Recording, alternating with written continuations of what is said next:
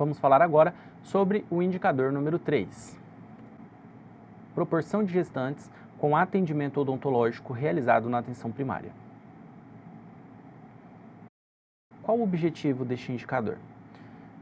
É verificar se a gestante que está sendo assistida no pré-natal, ela tem realizado atendimento odontológico na perspectiva do cuidado integral e compartilhado de assistência a esse público, sendo um importante requisito de qualidade do pré-natal realizado na atenção primária à saúde.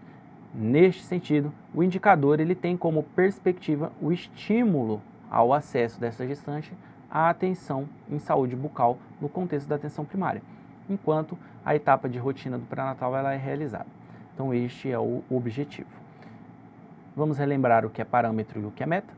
Parâmetro é aquilo que nós temos como referência da literatura. Então a literatura me diz que é importante que este indicador tenha 100% de alcance.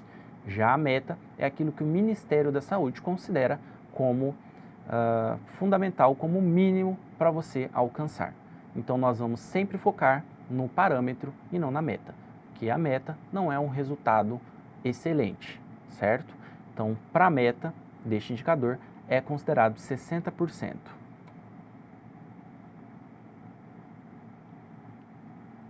O cálculo deste indicador ele é feito da seguinte forma.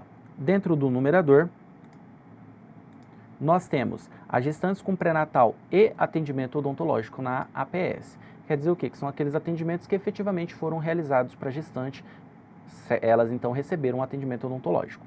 O denominador identificado é o número de gestantes com pré-natal na atenção primária e o denominador estimado, nós vamos pegar ali o SINASC, vamos fazer um parâmetro em cima do IBGE, onde é feito o censo e ajustado anualmente, e vamos retirar ali um número.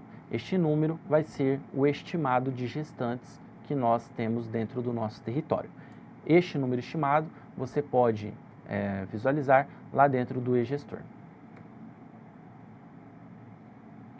Só para a gente relembrar, o denominador estimado, então, é calculado a partir de um censo e, neste caso, nós estamos utilizando IBGE e SINASC.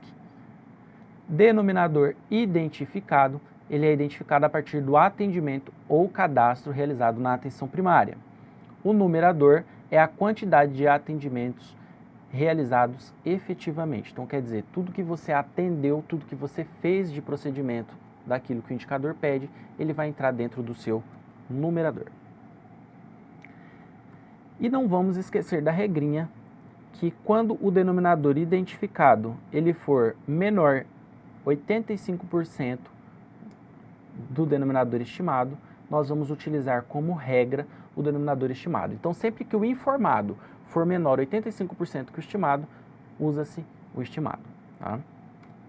Por isso é importante a gente saber o que é estimado e o que é informado e saber também qual que é o seu número de pacientes estimados e qual que é o seu número de pacientes informados, para você ter aí a certeza de qual parâmetro vai ser utilizado na hora de calcular o seu indicador.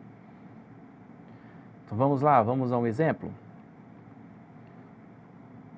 No meu território, eu tenho 50 gestantes como estimado. Então o Ministério pegou o SINASC, pegou o IBGE, fez o cálculo ali, ele me disse que 50 gestantes eu devo ter cadastrados dentro do meu município, certo? Porque o cálculo, ele é municipal.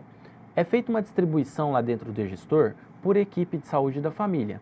Porém, mesmo que a equipe possua um número superior ao que deveria ter ali dentro do denominador estimado, este cálculo ele é realizado por município e não por equipe. Então, quer dizer que se uma equipe está boa, a outra está ruim, uma acaba compensando a outra, tá certo? Porque ele é um dado municipal e não por equipe. Então, falando de município, no meu município deveriam ter 50 gestantes cadastradas. Sendo assim, eu fiz 100 cadastros de gestantes. Quer dizer que lá dentro do ESUS, lá dentro do meu cadastro, do CISAB, eu tenho 100 gestantes. Sendo assim, vem a pergunta. O que você tem identificado, no caso 100, é maior ou igual 85% do denominador estimado? Este número que você tem de 100 ele é maior ou igual 85% dos 50, ele é muito superior, certo? Então, por ele ser maior, ele é sim a resposta. Nós vamos utilizar o denominador identificado como parâmetro para calcular o indicador. O período de avaliação, ele é idêntico aos demais. Uma gestante com pré-natal iniciado lá em agosto vai ter o seu pré-natal encerrado em abril. Essa gestante vai entrar no indicador aqui no meio de maio. Então, ela vai fazer parte deste indicador, ela vai entrar para análise, para avaliação apenas no segundo quadrimestre do ano corrente. Então, nós temos aqui de setembro a dezembro o terceiro quadrimestre do ano anterior, janeiro a abril o primeiro quadrimestre do ano corrente, maio, junho, julho e agosto o segundo quadrimestre. Então, ela passa a fazer parte do indicador no segundo quadrimestre, sendo que de abril para trás, nada que foi feito, ela não entrou no indicador de abril para trás. Ela passou a fazer parte deste indicador em maio. E aí, de maio para trás, nós vamos olhar e analisar. Essa paciente, ela fez as 6 consultas de pré-natal, sendo a primeira até a 12ª, ela recebeu o atendimento odontológico, ela fez o teste rápido ou teve a sorologia avaliada? Se a resposta for sim, nos 3 casos, por exemplo, ela vai ser pontuada no indicador, certo? Para cada indicador aqui cumprido, ela vai receber uma estrelinha e aí no final a gente vai fazer todo esse cálculo de quantas gestantes tiveram aquele indicador cumprido para poder fazer o cálculo do pagamento do desempenho.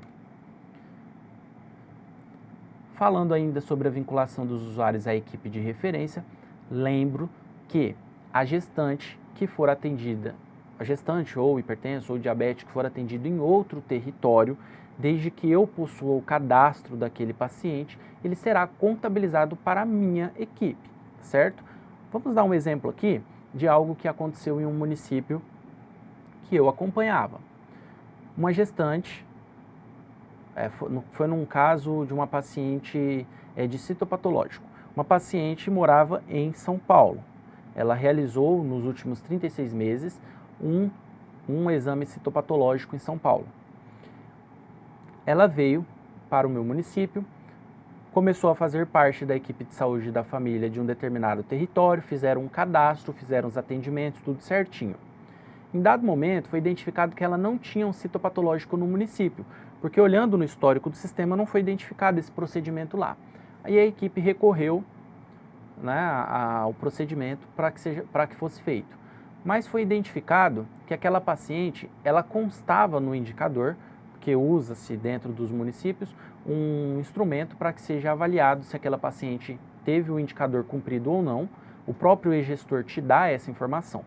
Então, foi olhado dentro do e-gestor e lá dentro foi identificado que aquela paciente, ela já tinha o citopatológico coletado nos últimos 36 meses, porém não tinha sido aqui no município. Quer dizer o quê? Que a informação de onde ela morava, ela veio para este município por conta do cadastro que a equipe fez. Então, ao cadastrar essa paciente, tudo que ela tinha, que faz parte do indicador que era de fora do município, que era de fora daquele território, veio e passou a fazer parte daquela equipe. Então, esse é um exemplo muito claro de que tudo que é feito no SUS ali, dentro da atenção primária, ele é contabilizado para os demais quando essa paciente mudar, tá certo? Então, fica essa observação. Nós ainda vamos falar do indicador 4, 5, 6 e 7, então fique com a gente até o final.